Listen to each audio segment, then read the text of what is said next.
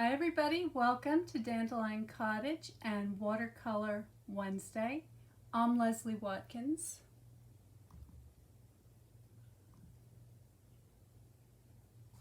When I looked out the window today at the garden, I saw a lot of pink and I thought, okay, well that's kind of the going theme right now with all the Barbie stuff going on.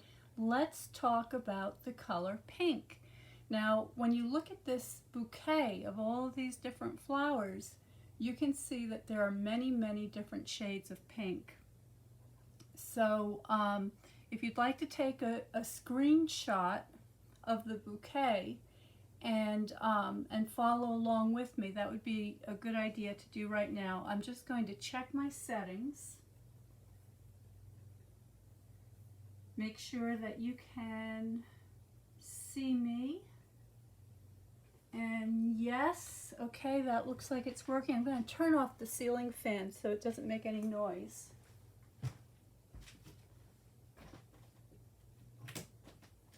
It's warm here today.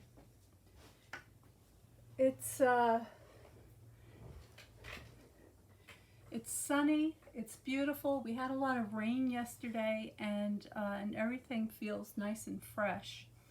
So some of the flowers that you see here are some phlox. I actually have two different colors of phlox. So there's this pale pink that's down here, and then I've got this more cooler, brighter pink, more of a fuchsia. There's some echinaceas, also known as the purple cone flowers.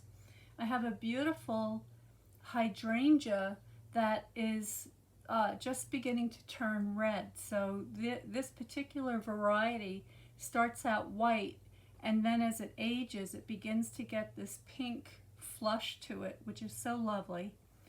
Over here I have some Joe Pye weed that's not quite opened yet, but it still has a kind of a pinkish tinge to it. This is a wonderful pollinator plant. The butterflies love, and the bees love, Joe Pye and the echinacea.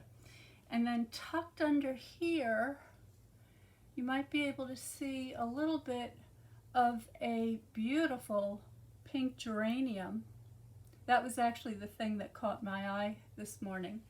And then I've got some deep, rich burgundy 9-bark as filler. So lots of beautiful things to paint, all different flower forms and many, many different shades of pink. So we're going to explore today how to alter pink to be able to get all of these different tonalities. And instead of watercolor today, I'm going to be working with my inks. So these are the water-based inks. These are the same reinkers that we use to replenish our stamp pads. Very simple, very inexpensive, and they work beautifully. And then I also have my water painters, and the water painters come in a pack of 3 different sizes and shapes, and each of them has a reservoir of water in the handle. I also have some water next to me just to make it a little bit easier to move quickly for the sake of the video. And then I'm also going to be using the Fluid 100 watercolor paper. If you're interested in any of these supplies, I will list a link below. And when you sign up for notes from Dandelion Cottage, which tells you about all of my upcoming classes and events, you'll also get a free video introduction to painting with ink and watercolor. And I think that you'll find that really helpful. So check that out. I will have all the links to everything after the video today because I'm doing this live. And I think that covers everything. Oh, one more thing you might want to have on hand, and that is a spritzer. And you can also get these handy spritzers, 2 to a pack, and that will be included on the supply list below. So let me see who's here. I see Kelly. Sandra says my garden is amazing. Thank you so much, Sandra. It's been a work of love. I've been working on it for over 17 years now, so it didn't happen overnight. And what's really fun about the garden now is that everything has matured, and because the shrubs and the understory trees and the perennials have matured and spread, there's so much wildlife in the garden. Last night when I was putting the chickens to bed, unfortunately I didn't have my phone with me with my camera. I was so bummed out.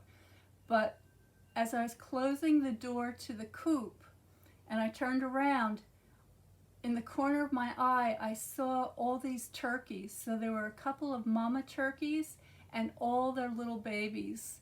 And they're actually not so little. They're like adolescents now, teenagers. And the whole line of them was walking past the coop and into the woods to go up into the great big pine tree to roost.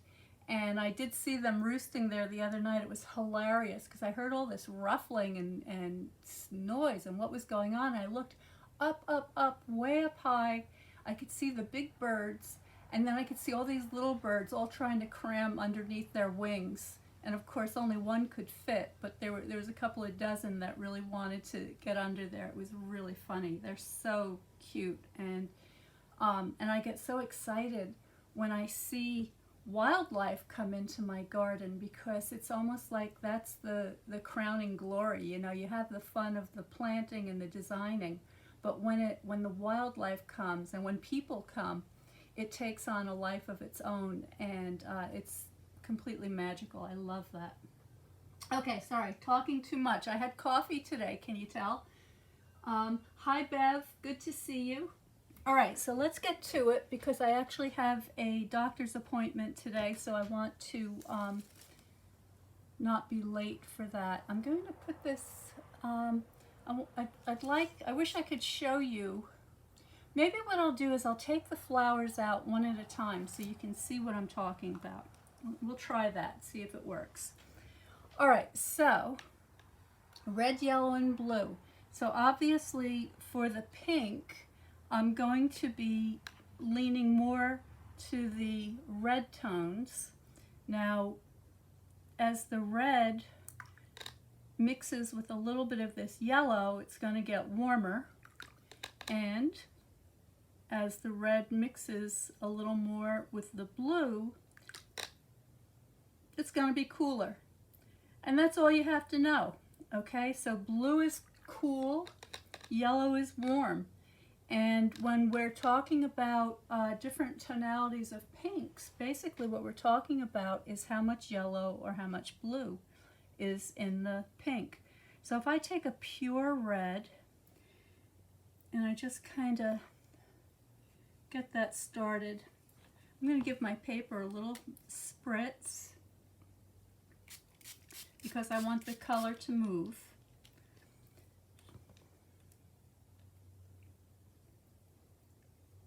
So there we go. So here in the center of the paper, I have a mostly red mixture, although, you know, my palette has all sorts of colors mixed together. And then over here, I'm going to add a little more warmth to my tonality. I can mix those together. And then on this side, I'll add with a little more blue. Now this that's a little darker. It may have all three colors mixed together. Let me see if I can.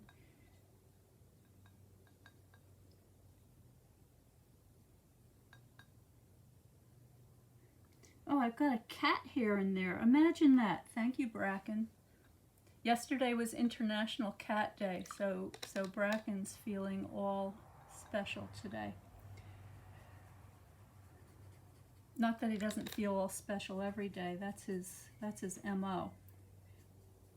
All right, so there, I think you can see a little bit of a tonality change. Go a little bit darker in the middle, just so that you can see the full color. And then finally, I'll just put a little bit of yellow and blue in the corners, just as a reminder. Okay, so that's the temperature in regard to this particular color, or 3 colors that I'm using on my palette here today. And when you vary your colors, so if your pinks lean a little bit to the warmth, a little bit to the cool, it's going to make your painting look so much more interesting. Now, if I let me grab one of these flowers from my bouquet. So here is my beautiful geranium. Isn't it pretty? You see, I cut it. I sacrificed all these buds just so I could have this beautiful flower here to share with you today. So if I look at this flower, this is, and so one more thing, the warmth or coolness of the color is also going to change relative to the other colors around it. So it's not a constant. It's not like you're painting the wall of a house and getting a specific color. You want to remember that color is a phenomenon. It's in the air, and it's constantly changing and morphing into other tones based on the things around it. So there's a lot more to know. It's not just picking up, you know, one color from your stash and just using that to color everything in. That's not what I'm talking about here. I'm talking about using all the different variations to get as much ammunition as you can out of your colors, and to make a painting that is beautiful and interesting to look at and convincing. So, but I'm not going to get into all that here because, oh, by the way, stay tuned. I'm going to be announcing a new workshop for beginners using all different mediums. So we're going to be using watercolor, inks, blends, colored pencils, all the different things, and we're going to be using them to model form. So it's going to be a fantastic introduction to coloring and working with all of these different mediums, and that's coming right up. So if that sounds like something you'd like to learn more about, please sign up for notes from Dandelion Cottage, and you will get all the information in your email. And you can find that link on my website at dandelioncottagedesign.com and also below after the video today. So if I wanted to paint this beautiful geranium, the first thing I would notice is that it has 5 petals, and the petals are very pale pink, and they're sort of in a kind of a circular shape. And then what's so distinctive about this flower is that it has these beautiful bright markings on the inside. So I'm going to zoom you in so that you could see what I'm doing a little bit better. Okay, so there is there's a quick version of this beautiful geranium, and then I want to add another one. This one I think I'll put in sort of a profile view.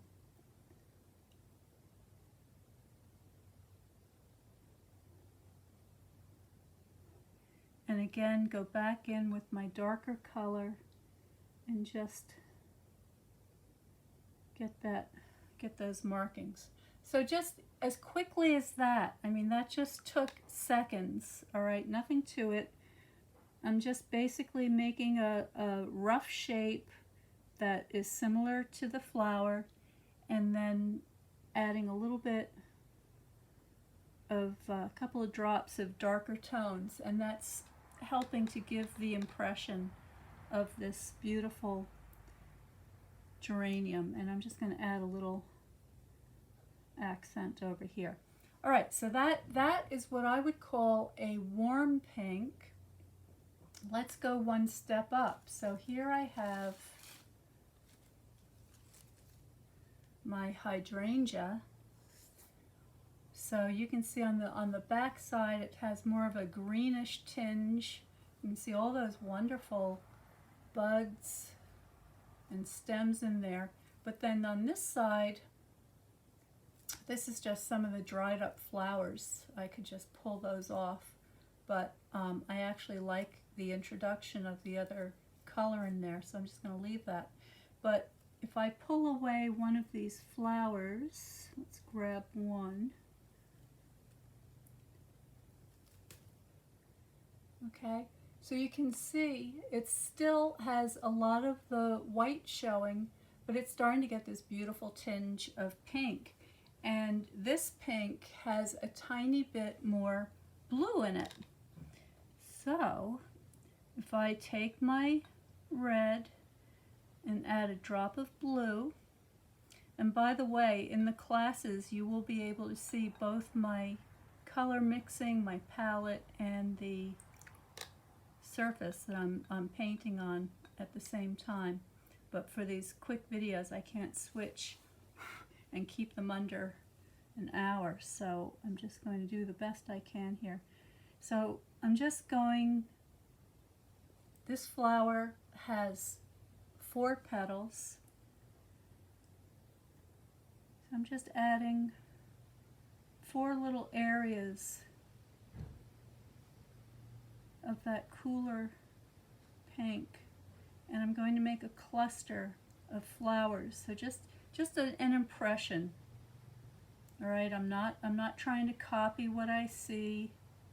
I'm just looking at my specimen, seeing what the distinguishing features are, and just kind of getting a feel for it, because I'm going to be using this painting for a card that I'm going to be making. So I'm going to cut it in half, and I'm going to have 2 card fronts that I will be adding to my card base with a mat and some embellishments and a sentiment. So I'm making my own sort of card background here. All right, let's move on to another color, of another shade of pink. So here is what's called the purple cone flower, or the echinacea, and these petals have a lot of blue in them. So if I take my red, just grabbing some of my red and mixing a drop of blue in there, and then of course we have these long petals. If I, that's very wet. So what I'm going to do is I'm just going to dry it a little bit with a paper towel, take away some of the excess moisture, and see if I can get more of that star-shaped or daisy-shaped flower. So there we go. All right, so again, using the cooler tones and basically just using my brush, the shape of my brush, to indicate the shape of those flowers. Very, very simple. So just, you can do it like that in 4 and then come in between. but there are many, many, many petals on these cone flowers. And then to vary it a little bit, I might want to turn it sideways so I see a profile view. So let's add a little bit of that over here.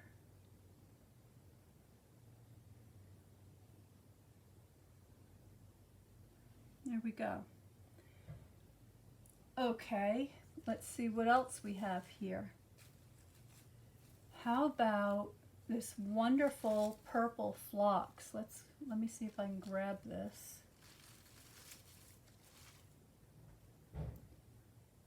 Look at that color. All right, that's like a beautiful sort of a fuchsia red violet. Now, for something that is colored as strongly as this, I would probably add an additional color to my palette.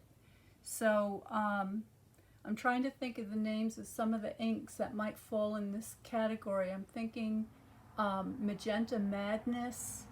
My Stampin' Up! People out there will remember the names of all the things that look kind of like this. I'm drawing a blank here, but any kind of a magenta bordering on a lavender. So if you look closely, you can see it. There's a lot of blue violet in there.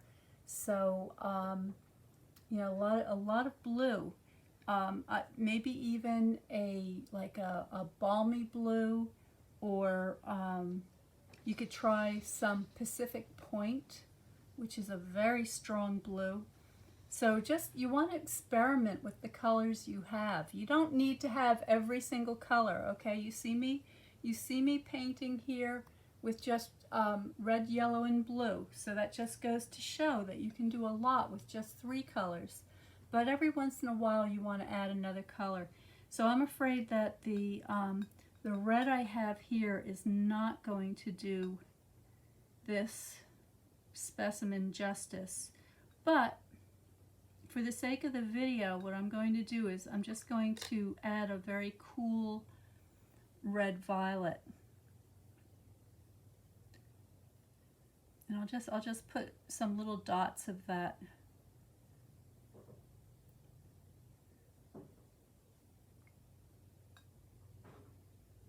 And just let that all run together, like so.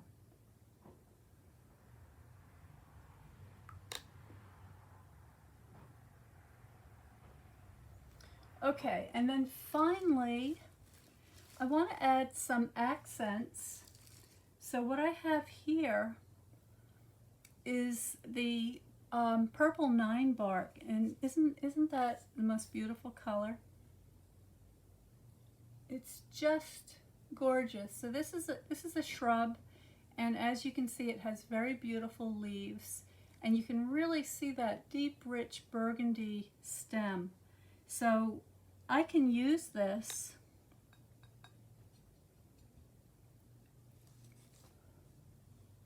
to just get some flowing lines through here. So if I just kind of put some lines, and then if I look closely at the shape of the leaf, so let me pull one off so that you can get a better look at it.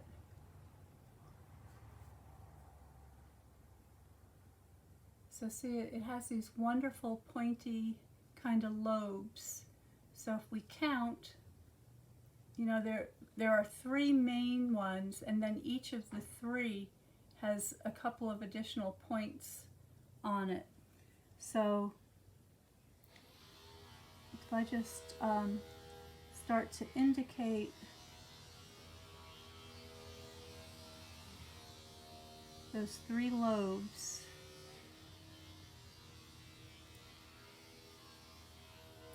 I'm sorry if you hear the sander in the background. I'm having some work done on my deck, and it's getting sanded to be prepped for staining. So if you hear that motorized buzz in the background, that's what that is. All right, so there's one leaf.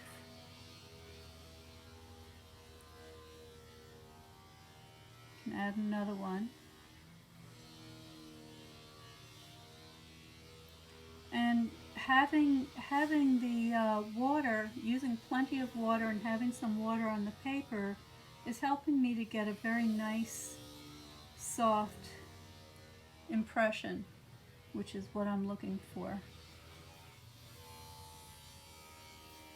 Once the painting is dry, I can go back in and add some additional details. But for now,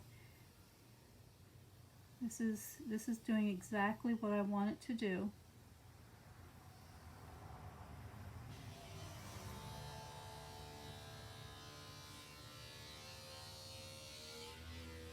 And then maybe over on this side we'll get a nice dark one. Because these leaves are almost a purple black.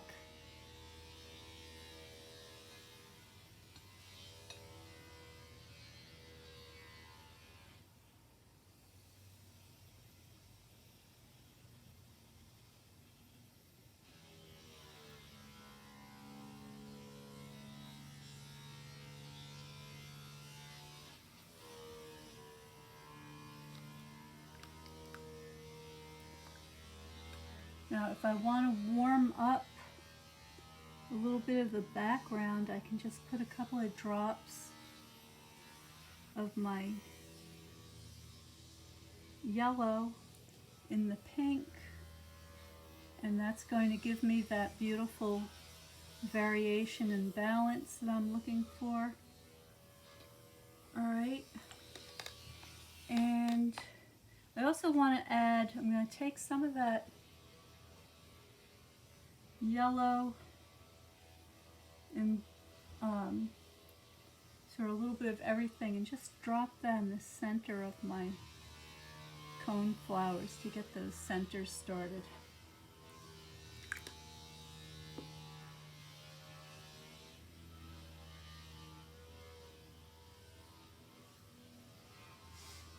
Here we go. Okay, so I'm going to bring the zoom in.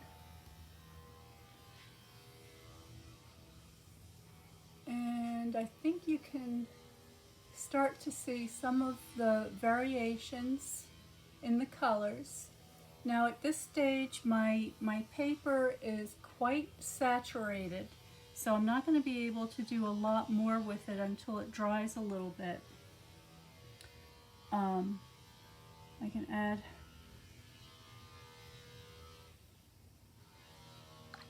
just a little bit to these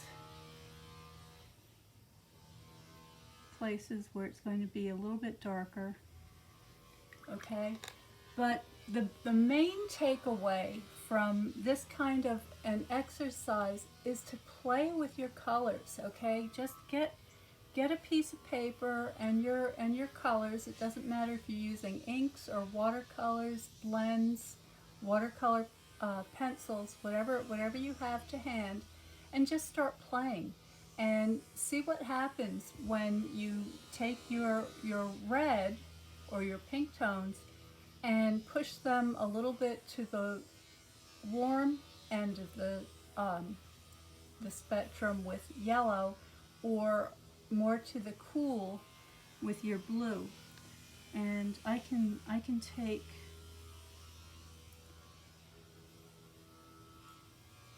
some of my blue and just kind of get that in there so you can get an idea of